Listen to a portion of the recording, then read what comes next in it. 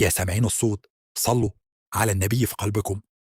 النهارده جبت لكم ملخص أول حلقة من المسلسل اللي طلبتوه، تحت نفس المطر. المسلسل بيبدأ بمظاهرات في لندن بتنادي بحق الشعب الفلسطيني وخصوصا حقوق الأطفال، وبيكونوا بيتظاهروا قصاد مصنع من مصانع الأسلحة المعروفة في لندن، وبيحصل اشتباك ضخم مع ضباط الأمن، وبيوصل الحال إن يبقى فيه مصابين كتير من الثوار. وفي وسط كل المعارك اللي بتحصل دي، كانت واحدة من الثوار واسمها روزا قدرت تطلع على سطح المصنع، وكمان بتعرف تخرب الآلات اللي بيصنعوا بيها الأسلحة. وهنا علي بيكون مركز عليها وبيلحقها، وباين عليه إنه انشد ليها من أول لحظة. ولما روزا تعلن للكل إنها خربت آلات المصنع، فجأة بيطلع لها ضباط الأمن وواحد منهم بيجي عليها وبيرميها من فوق المصنع. علي كمان بينضرب تحت، وما شافش روزا لما وقعت وما عادش لاقاها خالص. وبعدها بفترة بنعرف إنه بسبب الوقعة دي بتجيها إصابة خطيرة في راسها، بس اللي بيعرفوها الأطباء بعد الفحوصات إن روزا ممكن في أي لحظة تنفجر أوعيتها الدموية في دماغها وتموت. وبتقعد تسأل نفسها هي إزاي هتعيش حياتها أو تحب أو تبقى أم، وهي ممكن تموت في أي ثانية. وبتقرر إنها ما تقولش لأي حد حقيقة مرضها. ولما بتروح تقابل أمها بتتخانق معاها عشان هي بتروح المظاهرات دي، بس روزا كانت مقتنعة ما باللي بتعمله وإن ده واجب أساسا. وأمها كانت شايفة إن ده هيخليها إرهابية زي المسلمين، لكن روزا بتعرفها إن المسلمين مش إرهابيين زي ما هي فاكرة. بس أمها بتلاحظ إن معاها سلسلة مكتوب عليها اسمها باللغة العربية، وبتتعصب عليها وبتقولها منين جبتي دي؟ فروزا بتقولها إن صاحبتها التركية اديتها لها هدية. وأمها بتتعصب أكتر لما تعرف إن عندها صاحبة تركية، وبتزلق بكلمة وتقولها أكيد الدم بيحن وإنتي طالعة لأبوكي. فروزا بتستغرب ليه قالت كده، مع إن اللي تعرفه إن أبوها أسباني مش تركي. وطبعا روزا كانت عاوزة تفهم إيه معنى كلامها ده، لكن أمها رفضت تجاوبها. وبعد كام يوم روزا بيجي لها اتصال من أبوها وبيعرفها إنه عاوز يشوفها ضروري. أبوها فضل يكلمها وهو بيشهق من العياط وبيترجاها تجيله. طبعا روزا كانت مسمورة مكانها، ومن كتر الصدمة كانت حاسة إن الدنيا بتلف بيها. أبوها وصف لها الأمارة بتاعة المكان بالظبط في شاطئ في اسطنبول، وكان صوته كل ندم وهو بيقولها يا روزا تعالي وشوفيني وتعرفي عليا. روزا كانت مذهولة، وعلى طول روزا بتروح لأمها وبتكبرها، تقولها حقيقة أبوها وتفهمها كل حاجة. وبتقولها أمها إن أبوها سابهم من زمان، وإنها ما تعرفش عنه أي حاجة، وحتى ما فيش ليه أي صورة في البيت. وبنروح بعدها على بيت بطلنا علي واللي كان موجود في المظاهرات. بعد ما رجع لتركيا علي بيبقى بيصلي، ولما خلص افتكر كل اللي حصل في المظاهرات وما بيكون قاعد بيفكر في البنت روزا اللي خطفت عينه في وسط المظاهرة.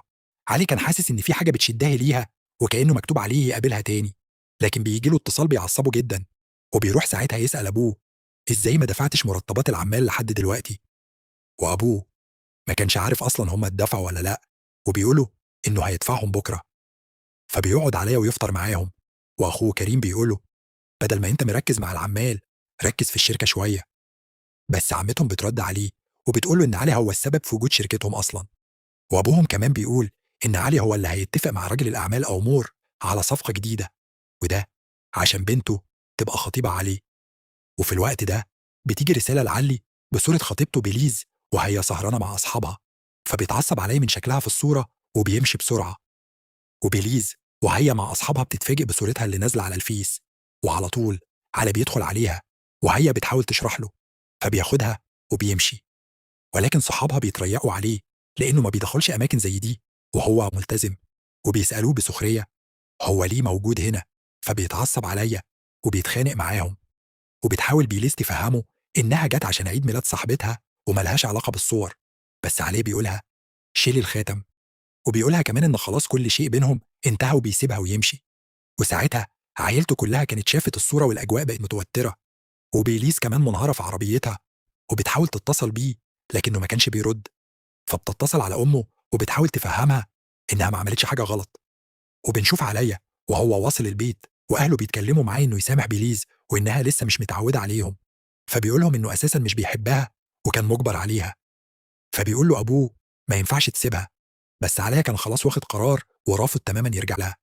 وطلعت عصبية أبوه كلها عليه عشان المصالح اللي بينه وبين أمور. فبيتخانق عليا مع أبوه إنه مش هيتجوز واحدة مش بيحبها عشان خاطر الشغل. وعلى طول بيمشي وباقي العيلة بتحاول تهديه، ونرجع لروزا اللي قررت تروح تركيا وتتعرف على أبوها. وبيتصل بيها كوراي اللي هو ابن أمور وأخو بيليز، وكان فرحان قوي إنها هتوصل اسطنبول بكرة وعاوز يقابلها، لكنها بترفض تماما وبتقفل السكة في وشه وكأنها مش طايقة تسمع صوته.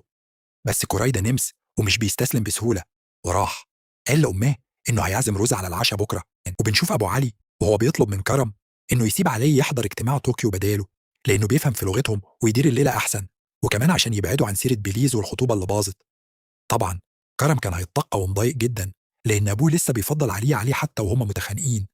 وتاني يوم عليا بيجهز نفسه للسفر، وهو في الطريق بيليز اتصلت بيه، بس طبعا ما ردش عليها. ووصل المطار واتفاجئ إن لسه فاضل 5 ساعات على الرحلة، فراح يشيل شنطته في المخزن.